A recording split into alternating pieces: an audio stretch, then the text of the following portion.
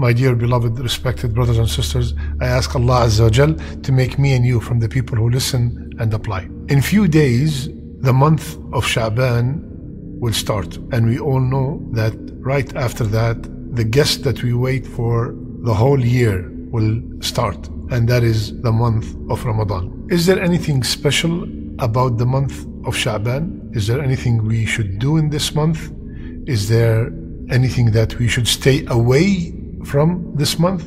Inshallah ta'ala, this will be our short discussion today, bi'idhnillah ta'ala. Usama bin Zayd radiyallahu anh, he said, Ya Rasulullah, I did not see you fasting in a month as much as I see you fasting in the month of Shaban. So Rasulullah said about Shaban, he said, this is a month that people do not pay attention to. This is a month that people neglect, that comes between Rajab and Ramadan. And in Sha'ban, the deeds of people are presented to Allah. And I would love my deeds, I'd love to be fasting when my deeds are being presented to Allah Azza wa Jal.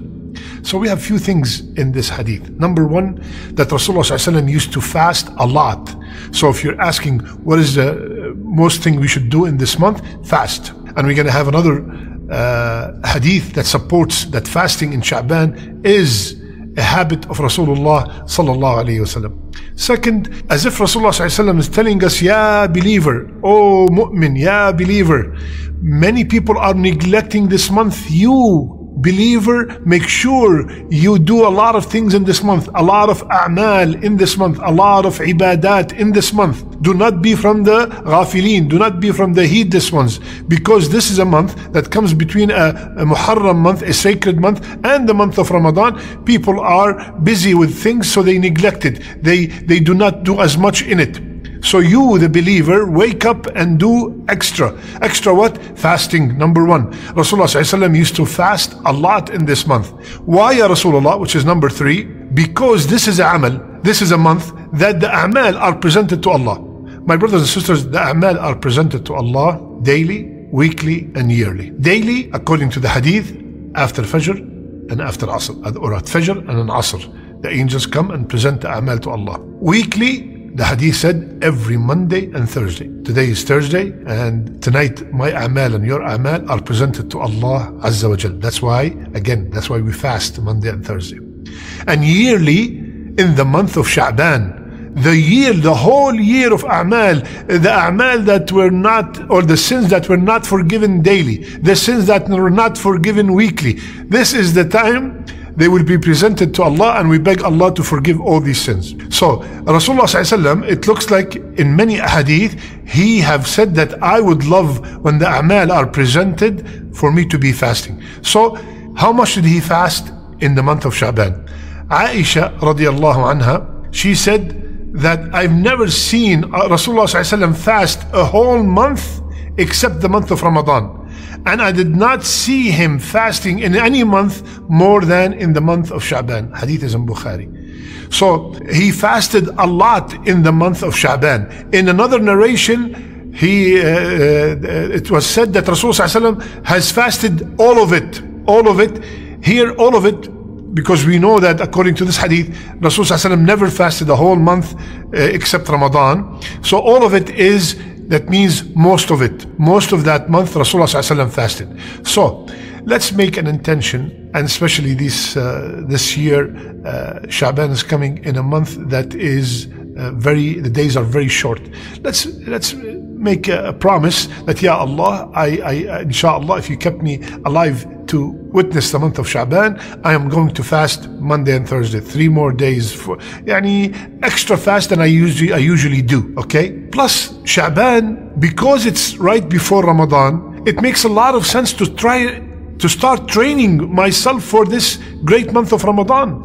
If I go to Ramadan without any fasting, prior fasting since 11 months, if I go to Ramadan, I have not touched the Quran in 11 months, if I go to Ramadan and I've not performed Qiyam for 11 months, I'm going to be overwhelmed. And that's why many people, the first week, they get exhausted, tired, and they stop or they cut down. So I'm going to be different. I will start training myself, just like if I have a marathon, just like if I have a major test, I prepare myself. I don't go to the test without any preparation, just studying one night before. So similarly, I'm going to train my body for fasting, train my body for qiyam, start reading the Quran as much as I can. As a matter of fact, they used to call the month of Shaban Shahr al-Qurra, the month of the people who read the Quran abundantly. It is a form of preparation for the month of Shaban, for the month of Ramadan. And especially, Akhwan, we all know, my brothers and sisters, that one of the most sincere acts of worship is fasting. I might see you pray, I might see you just came back from Hajj, I might see you donate, but if I look at you, I have no clue if you're fasting or not. And especially in the days where fasting is not an obligation. Any fasting out of Ramadan is not an obligation unless you are making up the fast of Ramadan. So now fasting in Shaban is more rewarding because you don't have to fast. It's not a must. And you're still doing it to get close to Allah Azza wa Jal. So it's more rewarding. It's more sincere. Nobody knows that you're fasting. Nobody goes around and say, oh, do you know that I'm fasting today? Or I'm so tired. Why are you tired? Oh, because I'm fasting. Nobody does that. We're supposed to hide our ibadat as much as we can. Now, a very common question in this month: is there anything special about the 15th of Shaban? Now, many scholars, the majority of scholars, said that most, if not all, the ahadith about the virtues of that night are either weak or fabricated. They said that there's no sahih hadith about the virtue of the night of the 15th night of Shaban. Some scholars have made just one hadith sahih or hasan, and that is the hadith that Rasulullah sallallahu alaihi wasallam, narrated by Abu Musa al-Ash'ari, Allah looks down on the night of the 15th of Shaban and forgive all his creation except two people: the mushrik and the one who have enmity towards other Muslims. Some scholars said that this hadith is hasan, but we all know that Allah descends every single night in the last third of the night.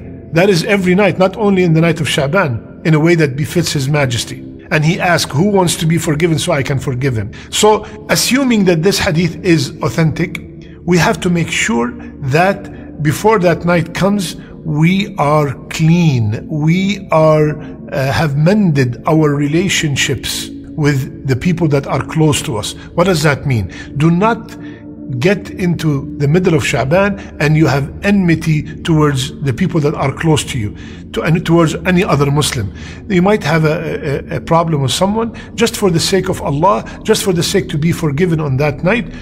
Assalamu alaikum wa rahmatullahi wa barakatuh. May Allah bless me and you, and give us the ability to witness the month of Ramadan. Allahumma ballighna Ramadan. You don't have to become best friends, but at least you have shown, you are the one who started the salam, and you send that message, and you showed that person, I have no enmity towards you. I'm doing it for the sake of Allah. Maybe that person does not even deserve a salam, but for the sake of Allah, we are ready to give up anything. Okay? So the majority of the ulama said that there are no authentic hadith about that virtue of the 15th of Shaban, and some said that only this hadith. So there are no special qiyam on that night. That's for sure. No special qiyam on that night. There's no special fasting on that day.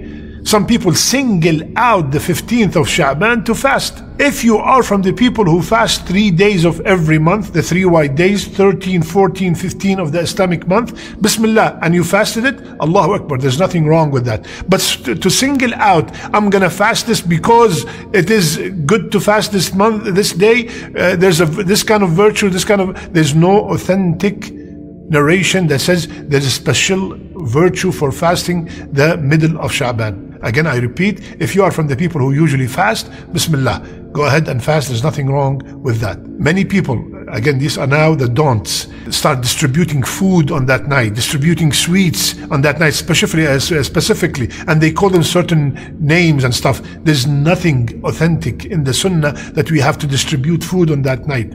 There's nothing in the Sunnah that says that on that night all our future is decreed. That is mentioned in the Laylatul Qadr, not on this night. That's the majority of the scholars. So, my brothers and sisters, let's welcome the month of Shaban with the plan that we are going to do as much as we can so we can be ready for the month of Ramadan. Remember what we said last time about Rajab? Rajab is the month of planting, Shaban is the month of watering, and Ramadan is the month of harvest. So let's water everything we did in Rajab. Let's start our a'mal, acts of worship in Shaban with the hope that they will stay and strengthen our iman and our acts of worship in Ramadan. Start it now in Shaban bi'idhnillah ta'ala, hoping that Allah subhanahu wa ta'ala will accept from all of us. May Allah subhanahu wa ta'ala, Allahumma ballighna Ramadan. Allahumma ballighna Ramadan. I'm going to give you a homework. Every day, every night till Ramadan, please beg Allah with this dua, Allahumma ballighna Ramadan. Ya Allah, keep me alive to witness the month of Ramadan. And Ya Allah, in Ramadan, make me from the people who are truly fasting. Make me from the people who are performing tahajjud. Make me from the people who are reading Quran. Make me from the people whom you, Ya Allah, have decreed that their neck is saved from the hellfire. اللهم بلغنا رمضان واجعلنا فيه من عتقائك من النار واجعلنا فيه من الصائمين والقائمين والمقبولين آمين يا رب العالمين. I love you all for the sake of Allah. سبحانك اللهم بحمدك نشهد أن لا إله إلا أنت نستغفرك ونتوب إليك.